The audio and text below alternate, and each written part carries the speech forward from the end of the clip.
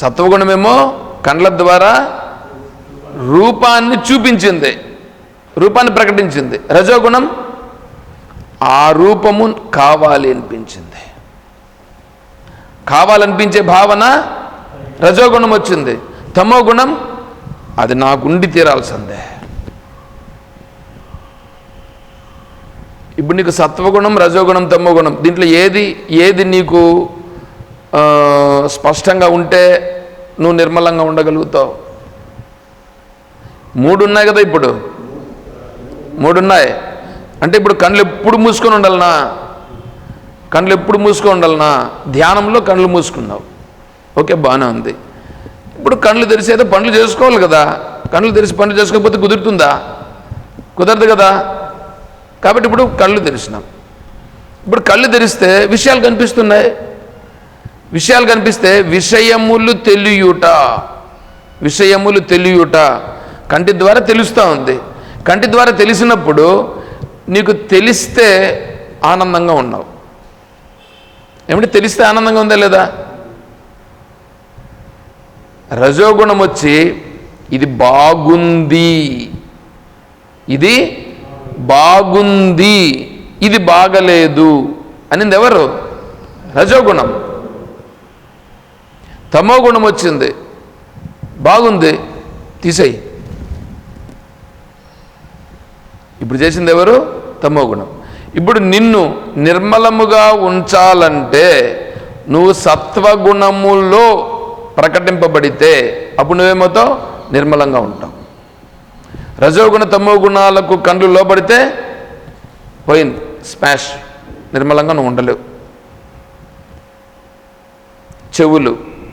చెవులు సత్వగుణంతో ఉన్నాయని అనుకోండి, చెప్పేటి వినిపిస్తాయి, శబ్దాలన్నీ వినిపిస్తాయి. శబ్దాలు వినిపించేటట్లుగా చేసింది ఇప్పుడేమో సత్వగుణం. రజోగుణం వచ్చి బాగుంది బాగలేదు, తమో గుణం వచ్చి బాగుంది దాన్ని తీసుకో, తమో గుణం వచ్చి బాగలేదు దీన్ని విడిచిపెట్టేయి. చూసారా? రజోగుణం ఇప్పుడేం చేసింది? నిన్ను దానిలో పడేట్లుగా చేసిందా లేదా? మునిగిపోయేటట్లు చేసిందా లేదా? తమో గుణము అందులో మునిగిపోయేటట్లు చేసింది. రజోగుణమేమో నిన్ను అది బాగుంది బాగలేదు అనేటట్లుగా చేసింది. తమో గుణము అందులో మునిగిపోయేటట్లు చేసింది. సత్వగుణం తెలియజేసింది, అంతే. తెలియజేసిన దాని వలన నువ్వు ఇబ్బంది పడలా. తెలియచేస్తే ఏమవుతుంది? నీకు తెలుస్తున్నది. తెలియచేస్తే తెలుస్తున్నది కదా. తెలిస్తే ఓహో అని తెలుస్తున్నది. చెట్టు ఎంత పెద్దది, ఎంత పెద్దగా ఉంది చెట్టు, ఎంత శుభ్రముగా ఉన్నది ఈ ప్రదేశం, తెలిసిందా లేదా? శుభ్రముగా ఉన్నది ఈ ప్రదేశం అని గుర్తిస్తే దానివల్ల నీకేం పెద్ద నష్టం లేదు, లాభము లేదు. ఈ శుభ్రముగా ఉండేటట్లుగా ఉన్నది ఎవరి వలన వచ్చినది? చెట్టు ఇంత పెద్దగా అయినది ఎవరి వలన జరిగినది? ఇది గాలి వీచుచున్నది, హాయిగా ఉన్నది, ఎవరి వలన జరిగినది? చల్లగా నీడ ఉన్నది, ఎవరి వలన జరిగినది? ఇది గుర్తిస్తుంది. నిద్రలు వస్తున్నాయా?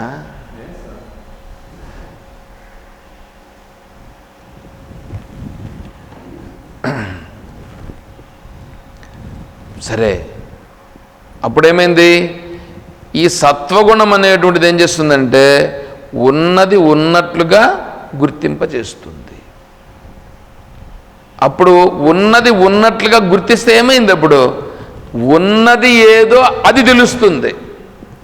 ఉన్నదేదో తెలియాలంటే సత్వగుణం వల్ల తెలియాలి. రజస్తమో గుణాలు వస్తే ఆ ఉన్నదానిని భ్రష్టు పట్టించి నిన్ను పాతాళానికి తోసేస్తాయి. నాలుక ఏం చేస్తుంది? రుచిని గుర్తిస్తుంది. నాలుక రుచిని గుర్తిస్తుంది. రుచి తెలిసింది అంతవరకే సత్వగుణం. రజోగుణం బాగుంది బాగలేదు అనింది. తమోగుణం ఇంకయ్యి పోయింది. ఎక్కువైపోతే పొట్ట ఏమవుతుంది? పోయింది, నాశనమైంది. ఏమనుకోవద్దండి, బీపీలు షుగర్లు ఎందుకు వచ్చినాయని అనుకుంటున్నారు. బీపీలు షుగర్లు వచ్చిండేది నాలుకను మీరు కంట్రోల్లో చేసుకోకనే. అదంతా ఏముంది స్వామి, మాకు దాన్ని ఏమంటారు, హెరిడిటీ, వంశపారంపర్యంగా ఉంది. వంశపారంపర్యంగా ఉండినా సరే నాలుకను కంట్రోల్ చేయగలిగి శరీరాన్ని కంట్రోల్గా వ్యాయామము చేయగలిగితే అది కంట్రోల్లో ఉంటుంది. Without tablets, without injections. Mantena Satyanarayana Raju ఇంకేం చేస్తున్నాడు? వాళ్ళ వ్యాపారం ఏమిటనుకుంటున్నారు? చూసినారా ఎప్పుడన్నా మంతెన సత్యనారాయణ రాజు వాళ్ళ యొక్క విజయవాడ పక్కన పోయినారా?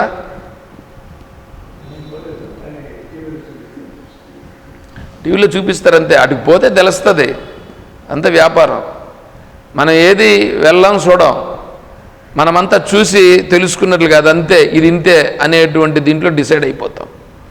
అందువలననే తెలుస్తుంది కానీ అది మనకు అనుభవంలోకి రాదు. వాళ్ళ వ్యాపారం ఇదే. నువ్వు తినే 15 రోజులు లేదా నెల రోజులు, 2-3 నెలలు ఇలా వాళ్ళు అడ్మిట్ చేసుకుంటారు. దానికి డబ్బులు పే చేయాల్సి వస్తుంది. దానికి డబ్బులు పే చేస్తే వాళ్ళు చేసేది ఏం తెలుసా? కొబ్బరి నీళ్ళు, ఒక కప్పుతో ఆహారం, తర్వాత పచ్చి కూరగాయలు, మొలకెత్తిన గింజలు ఇవి ఇచ్చి తర్వాత నీ దగ్గర వ్యాయామం చేపిస్తారు. అంతే. అదేదో నువ్వు ఇక్కడ చేస్తే దానికి ఎంత? దానికి ఇప్పుడు 15 రోజులకు వచ్చేసి దానికి దాదాపు 15,000 ఉంటుంది. 30,000 అంటే చూడండి, అంటే అంత డబ్బులు ఖర్చు పెట్టి అక్కడ పోయి మనం తినే దాంట్లో కరెక్ట్గా ఉండేదేమి. అదే నువ్వు భగవద్గీత పట్టుకొని యుక్తాహార విహారస్య అని పట్టుకున్నావు అనుకోండి, ఏమైపోయింది? ఇప్పుడు ఆ శాస్త్రం వాళ్ళు చెప్పేదంతా నీకు యుక్తాహార సరిపాయ్, విహారస్య ఆ ఒక్క లైన్తో వాళ్ళు బిజినెస్ ఎంత జరిగిందో చూడండి, ఎన్ని బిల్డింగులు కట్టారో చూసుకోండి. ఇది పరిస్థితి. కాబట్టి ఈ నాలుకని సత్వగుణముతో పెట్టుకోగలిగితే శరీరం కంట్రోల్గా ఉంటుంది. ముక్కులు వాసనను చూసి మీకు ఇప్పుడు మసాలా కూరలు అంటే ఇష్టం. మసాలా కూరలు ఏమండి, క్యారెట్, బీట్రూట్, ఆకుకూరలు ఇవన్నీ ఉన్నాయి చూడండి. మీకు బాగా ఉప్పు కారం వేస్తేనే మీరు యాక్సెప్ట్ చేస్తారు. కానీ ఆ కూరాకున్నదే ఆకుకూరని నీట్గా శుభ్రంగా నీళ్ళలో ఒకసారి నీట్గా కడిగేసి ఆ కూరాకును ఉడికించి ఆ నీళ్లను గన మీరు తాగితే ఉప్పు లేకుండా, అది మీ శరీరానికి ఆరోగ్యం.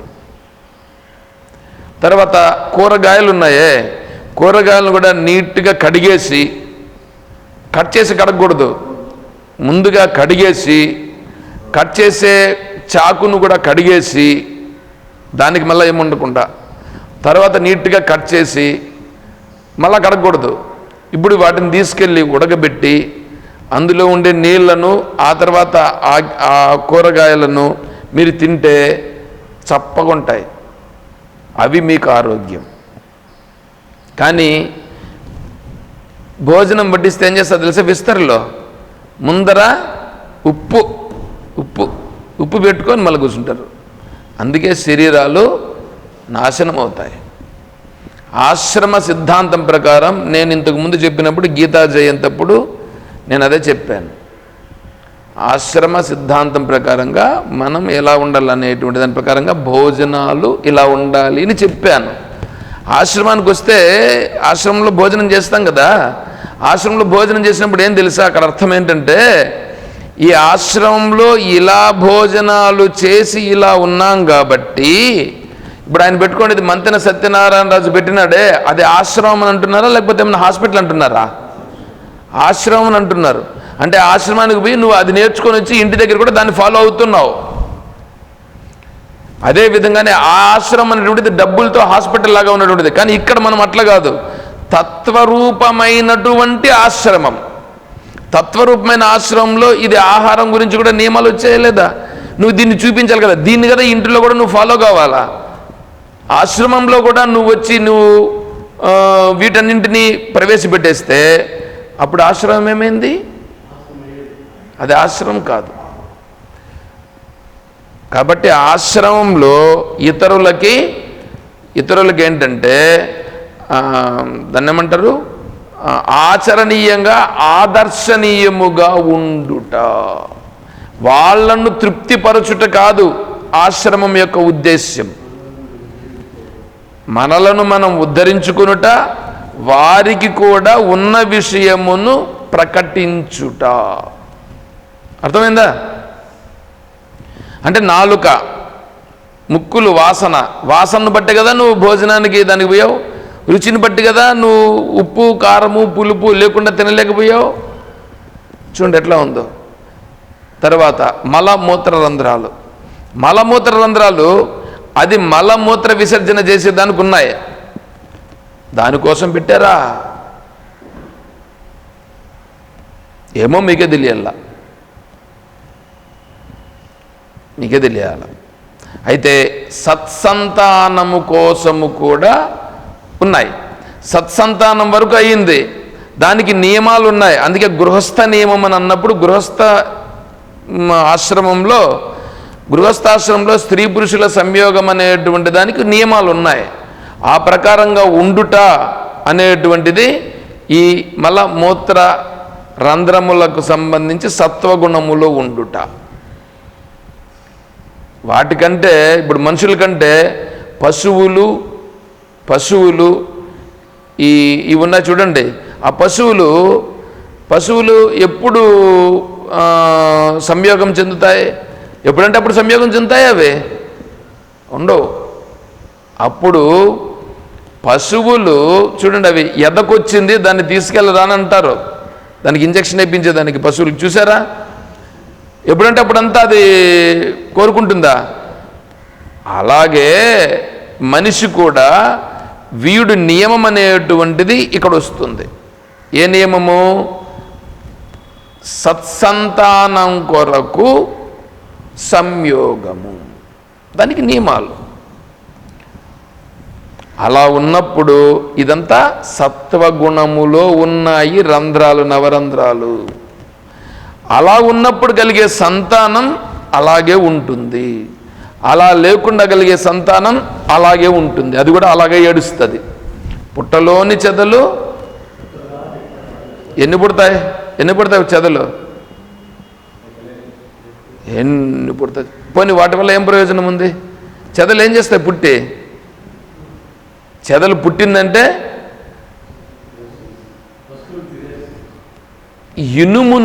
ఇనుమును కూడా తినేస్తుందండి. ఇనుముకి చెదలు పెట్టిన చూసినారా? చూడలేదా? నేను చూసిన. ఇనుమును కూడా చెదలు పెట్టి తినేస్తుంది. అంటే చెదలు అనేటువంటిది నాశనం చేసేటువంటిది. కాబట్టి పుట్టే సంతానము కూడా సత్వగుణములో ఉండి పుడితే అప్పుడు పుట్టేటువంటి సంతానం నీ యొక్క వంశమును కూడా అభివృద్ధి చేస్తుంది. సరే, కాబట్టి ఈ నవరంధ్రముల గుండా సర్వద్వారేషు దేహేస్మిన్ ప్రకాశ ఉపజాయతే. ఈ నవరంధ్రముల గుండా ప్రకాశింపబడుట అంటే తెలియబడుట, తెలుస్తుంది. ఈ తెలిసేదాని వల్ల ఏమవుతుందంటే సత్యం తెలుస్తుంది. రజస్తమో గుణముల యొక్క ప్రభావము లేని సత్వగుణముతో ఉన్నటువంటి నవరంధ్రములు ఉన్న సత్యమును చూస్తాయి. ఉన్న సత్యమును చూస్తే అది జ్ఞానమునకు కారణమవుతుంది. అంటే జ్ఞానం అంటే ఉన్నది దేని వలన ఇలా ఉన్నదని తెలుసుకునేదానికి యోగ్యత వస్తుంది. అప్పుడు అది ఈశ్వరుని యొక్క వైభవమును ప్రకటింపచేస్తుంది. అది విషయం. అందువలన సత్వగుణం చూడండి ఎంత గొప్పదో. సత్వగుణం సర్వద్వారేషు దేహేస్మిన్ ప్రకాశ ఉపజాయతే. అప్పుడు జ్ఞానం యదా తదా విద్యాత్ వివృద్ధం సత్వమిత్యుత. ఇలా అవుతుంది. అప్పుడు జ్ఞానం అనేటువంటిది పెరుగుతుంది. సత్వానురూప సర్వస్య శ్రద్ధా భవతి భారత. ఎవడైతే ఈ సత్వగుణములో ఉండి సత్వగుణాన్నే అభివృద్ధి చేసుకుంటున్నాడో, సత్వగుణాన్నే అభివృద్ధి చేసుకుంటున్నాడో అది శ్రద్ధ. మరి తెలిసిన దానిని ఏమిటది తెలుసుకోవాలి, అది ఎట్లని గుర్తించాలి అంటే అది ఇప్పుడు ఏంటంటే గురు శాస్త్ర ఉపదేశానుసారేణ. గురు శాస్త్రానుసారేణ అంటే ఇప్పుడు నీకు ఏది తెలియబడతా ఉందో, సత్వగుణం వచ్చినప్పుడు ఏదో తెలియబడతా ఉందిగా, అప్పుడు చూడాల్సింది ఎలా చూడాలి, దాన్ని ఎలా గుర్తించాలి, చెవులతో వినాల్సిందని దాన్ని ఎలా గుర్తించాలి, ఎలా తెలుసుకోవాలి, ముక్కురంధ్రములతో ఎలా, నోటితో ఎలా, మలమూత్రరంధ్రాలతో ఎలా అనేది తెలుసుకోవాలంటే దానికి ఇప్పుడు శాస్త్రాచార్యోపదేశేన. శాస్త్రము ఆచార్యుడు చెప్పిన విధానము ప్రకారముగా ఈ నవరంధ్రములను తీసుకుని వెళితే అది శ్రద్ధ. సా శ్రద్ధ ఇత్యుచ్యతే. దానిని శ్రద్ధ అని చెప్పడం జరుగుతుంది. నేను ఎక్కడి నుంచి పోయినాను, ఎక్కడికో పోయినాను. సరే, నేను శ్రద్ధ దగ్గరికి వెళ్ళిపోయినాను. అప్పుడే దమహా నేను ఇక్కడ దీంట్లోనే ఉన్నాను. మనస్సుకు సంబంధించిన దాంట్లోనే కామ సంకల్ప విచికిచ్చ శ్రద్ధ. ఈ శ్రద్ధ అనేటువంటిది మనస్సు శ్రద్ధారూపంగా ప్రకటమవుతోంది. అర్థమవుతుందా?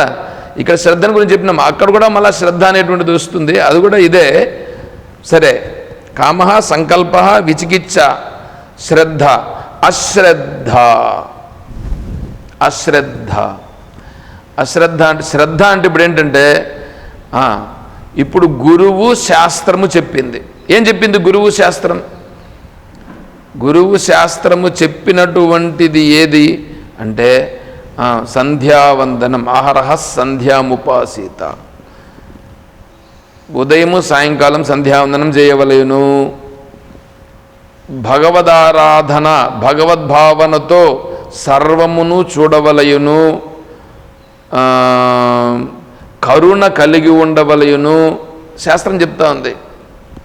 అహింస సత్యమక్రోధ త్యాగశాంతిరపైసునం. భగవద్గీత చెప్తాంది కదా, భగవద్గీత చెప్పినట్లుగా నేను ఆచరించి తీరుతాను, ఎవ్వరిని హింసించను. భగవద్గీత ఏమి చెప్పిందో అది నేను ఆచరించి తీరుతాను. ఇది శ్రద్ధ. ఎన్ని కష్టాలైనా రానిగాక నేను అదే ఆచరిస్తాను. సత్యహరిశ్చంద్రునికి ఎన్ని కష్టాలు వచ్చినాయి? ఎన్ని కష్టాలైనా కూడా ఆయన ఏమైనా సత్యము నుండి వెనుకడుగు వేశాడా? వెయ్యలేదు. కాబట్టి నేను కూడా వెనుకడుగు వెయ్యను. ఎందుకు? గురువు శాస్త్రము ఇద్దరు చెప్పారు, ఇద్దరు చెప్పింది సత్యం, దానిని నేను ఆచరిస్తా.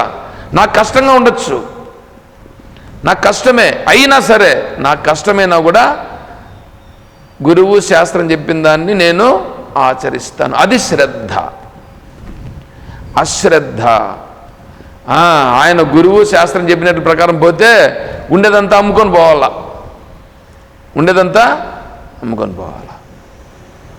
మా ఊర్లో ఒక ఆయన నాయుడు, 250 ఎకరాలకు అధిపతి. వాడు చచ్చిపోయే స్థాయిలో పడినాడు.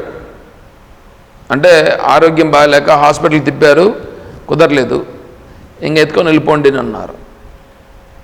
ఎత్తుకొని వచ్చేసారు, ఇంట్లో పడుకోబెట్టారు, మంచం మీద ఉన్నారు. ఆ సమయంలో పూజ్య విద్యానందగిరి స్వాముల వారిని ఇక్కడ పెద్ద ఉప్పరపల్లిలో ఆహ్వానించినారు. అప్పుడు ఉప్పరపల్లికి వచ్చి ఉన్నారు. అప్పుడు స్వామీజీ ఉపన్యాసాలు జరుగుతున్నాయి. అప్పుడు వీళ్ళు వెళ్ళి ఏం చేశారంటే, స్వామి ఆయనకి ఏదన్నా మీరు చేయండి స్వామీజీ, మీరు లాస్ట్కి వచ్చి ఏదన్నా కొద్దిగా తీర్థప్రసాదాలు ఇచ్చి మీరు వారిని ఏమన్నా చెప్పండి అంటే, సరే వారి మాటను ఆలకించి విద్యానందగిరి స్వాముల వారు వచ్చారు, వ్యాసాశ్రమ పీఠాధిపతులు. వారికి తీర్థప్రసాదాలు ఇచ్చిన తర్వాత ఒక నియమం ఒకటి ఉంది, ఆతుర సన్యాసం అని ఒకటి ఉన్నది. అంటే చనిపోతూ ఉన్నాడు, చనిపోయేటప్పుడైనా సన్యాసం తీసుకో అని ఒక నియమం ఉన్నది. అది ఆ ఉపన్యాసంలో అవి జరిగినాయి. అందుకోసం వీళ్ళు ఏం చేశారంటే, స్వామి ఈయనకు ఆతుర సన్యాసం ఇవ్వండి అని అన్నారు. స్వామీజీ ఏం చేశారంటే ఆతుర సన్యాసం ఇచ్చాడు. వారానికంతా లేచి కూర్చున్నాడు. వాడు చచ్చిపోయేవాడు లేచి కూర్చున్నాడు. లేచి కూర్చున్న తర్వాత వారం రోజులు అయిందిగా, స్వామీజీ అనుగ్రహంతో ఆతుర సన్యాసం తీసుకున్నాడు. ఇప్పుడు సన్యాసి లేక కదా వాడు ఉండాలా. వాడు ఏం చేశాడు తెలుసా, రేయ్ ఆశ్రమానికి పోవద్దంట్రా, ఆశ్రమానికి పోతే ఉండేదంతా మనము అన్నీ విడిచిపెట్టుకోవాలా. వాడు చెప్పిన మాట వాడు తెలిసి చెప్తున్నాడా తెలియక చెప్తానుడా? తెలిసి చెప్తున్నాడు. ఇప్పుడు శ్రద్ధనా అశ్రద్ధనా? వాడు చచ్చిపోయేవాడు లేచినాడు, అరే నాకు జీవితం వచ్చింది, ఎందుకోసం ఈ జీవితం వచ్చింది, గురువు గారు ఎందుకు నాకు ఇలా చేశారు, ఏదో ఈశ్వరానుగ్రహం చేత ఇలా జరిగింది, ఇప్పుడు ఈ జీవితాన్ని నేను సద్వినియోగం చేసుకుంటాను అని కదా చేసుకోవాలా. ఆ వెధవ ఇట్లే చేసి ఇట్లాగే చచ్చినాడు వాడు. మళ్ళా చూడండి ఎట్లా ఉంటుంది. ఇది అశ్రద్ధ. అర్థమైందా? ఇప్పుడు అశ్రద్ధ అనేది ఏంటంటే, గురువు వలన వాడు బ్రతికి చాలా బ్రహ్మాండంగా ఉండి అయినా దానికి వ్యతిరేకంగా ప్రవర్తించేటువంటి వాడు, శాస్త్రానికి వ్యతిరేకంగా ప్రవర్తించేటువంటి వాడు అశ్రద్ధ. కామ సంకల్ప విచికిత్స శ్రద్ధ అశ్రద్ధ. హ్రీహి అంటే లజ్జ, సిగ్గుపడుట.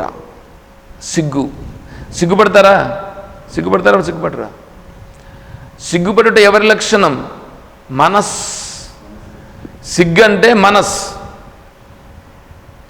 సిగ్గుపడుట. బట్టలు లేకుండా పోవాలంటే చిన్నపిల్లలు అప్పుడు సేమ్ అంటారు, అది ఒక సిగ్గు. బట్టలు తీసేస్తే సిగ్గు. బట్టలు తీసేస్తే సిగ్గు అనేటువంటిది అది పెద్దది కాదు. చెయ్యకూడని పని చేస్తే వేరే వాళ్ళు ఏమంటారు, ఛీ వీని జీవితం కూడా ఒక జీవితమా, వీడి ఆయుస్సు కూడా ఒక ఆయుస్సా, ఎందుకురా వీడి ఆయుస్సు అని అంటారు చూడండి. అది సిగ్గుపడాల్సిన అంశం. అది సిగ్గు అనేటువంటిది మనస్సు యొక్క లక్షణం. తర్వాత భయం. భయపడతారుగా, భయం ఉందా లేదా అందరికీ? ఆ భయం అనేటువంటిది ఎవరు? భయము మనస్. తర్వాత ధైర్యం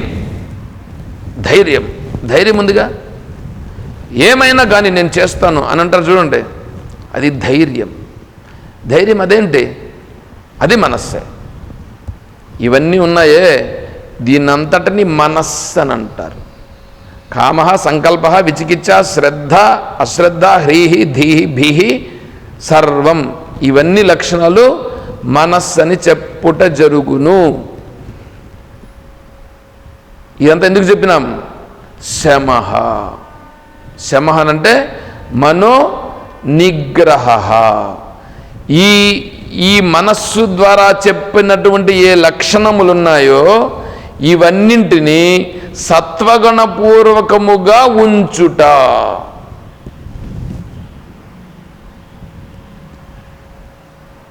ఏమంటే అర్థమవుతుందా? సత్వగుణపూర్వకంగా ఉంచితే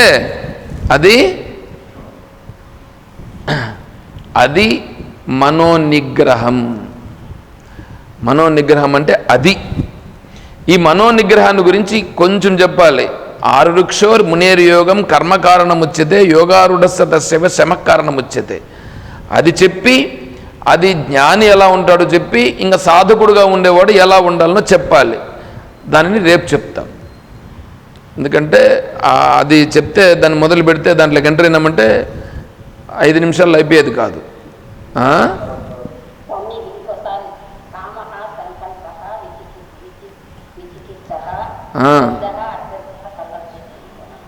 కామః సంకల్పః విచికిత్స శ్రద్ధ అశ్రద్ధ అశ్రద్ధ హ్రీహి హ్రీహి హ్రీహి అంటే సిగ్గుపడుట. ధీహి ధీహి ధీ భీ కాదు, ధీహి అంటే ధైర్యం. తర్వాత భీహి అంటే భయం. ఇవి 8. కామః సంకల్పః విచికిత్స శ్రద్ధ అశ్రద్ధ హ్రీహి ధీహి భీహి సర్వం మన ఏవ. ఇది మనస్. సర్వం మన ఏవ, సర్వం మనః ఏవ. ఇది మనస్. ఈ మనస్సు అనేటువంటిది ఉందే, ఈ మనస్సు అనేటువంటిది ఇది. మనస్సు ఇది. నీకు మనస్సు ఉందాయా అంటారు కదా, ఇవి మనస్సు. ఈ రూపంగా ప్రకటింపడుతుంది అంటే నీ మనస్సు ఇదన్నమాట, నువ్వు ఇలా ఉన్నావు అన్నమాట. అర్థమైందా? ఈ మనస్సు ఎలా ఉంటే ఏమిటి అనే విషయాన్ని రేపు చెప్తాం. సరే.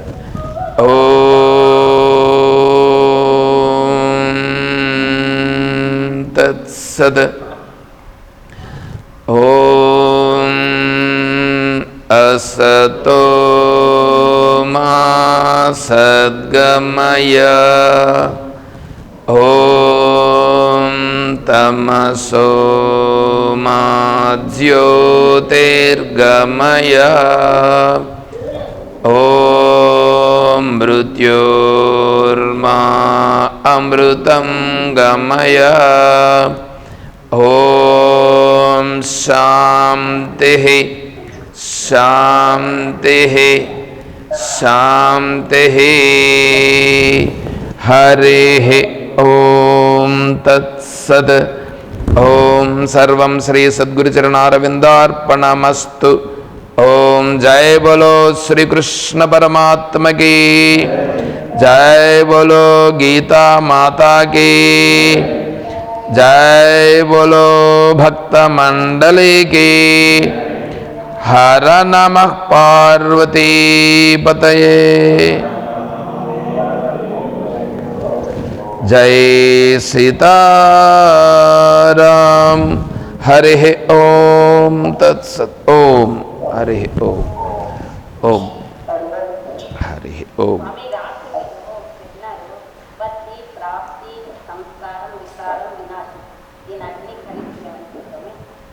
కర్మఫల పంచకము.